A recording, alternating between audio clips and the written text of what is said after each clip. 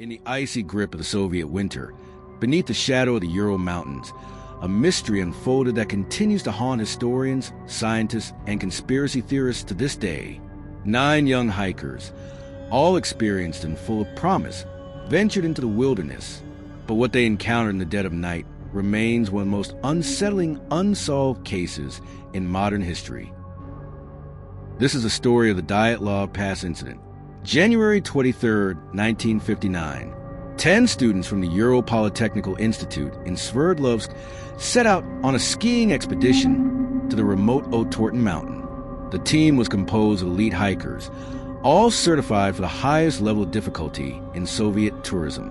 Their leader, Igor Dyatlov, was just 23 years old, bright, disciplined, driven.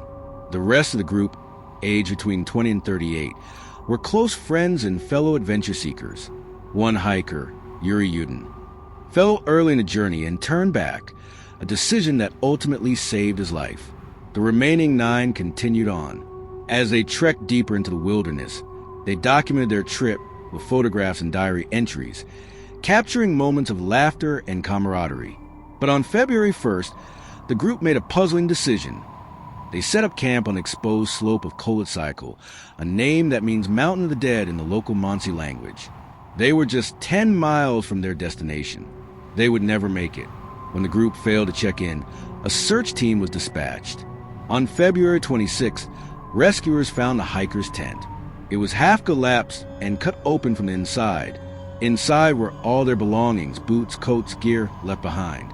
But the hikers were gone. Footprints led away from the tent, barefoot, some in socks, others in thin clothing. In the freezing snow, it seemed they had fled in panic.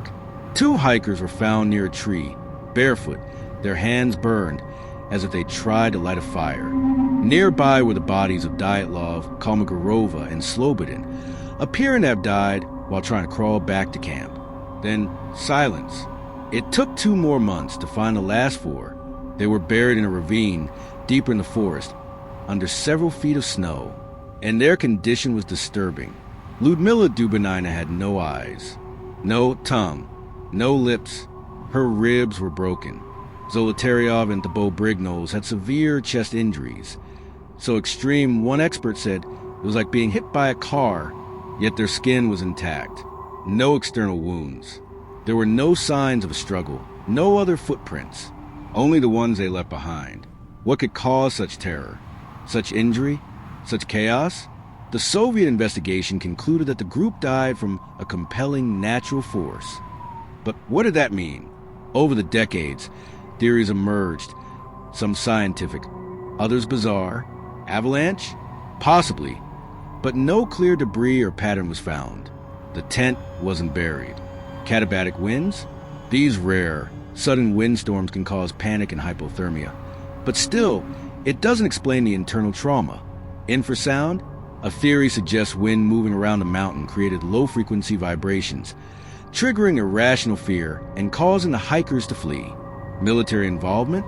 Some say the area was used for secret weapon testing. Strange orange lights were reportedly seen in the sky that night. Radiation was found on some clothing. The bodies tanned, almost orange. And of course, there are the paranormal theories. A Yeti attack, aliens, or ancient shamanic curses. But no physical evidence has ever confirmed any of them. The case was closed in 1959, sealed by the state, but interest never faded. In 2019, 60 years later, the Russian government reopened the investigation. Their official conclusion? An avalanche. But critics say the explanation doesn't match the scene. Why cut the tent? Why leave clothing? Why the crushing injuries? Today, the site is known as Dyatlov Pass. A metal memorial stands near where their bodies were found. Tourists, scientists, and filmmakers still visit, try and make sense of a tragedy that defies logic. 9 bright souls, lost in the cold silence of the Urals. What frightened them that night? What drove them from safety into the darkness? Perhaps we will never know. But the Dyatlov Pass remains frozen in mystery.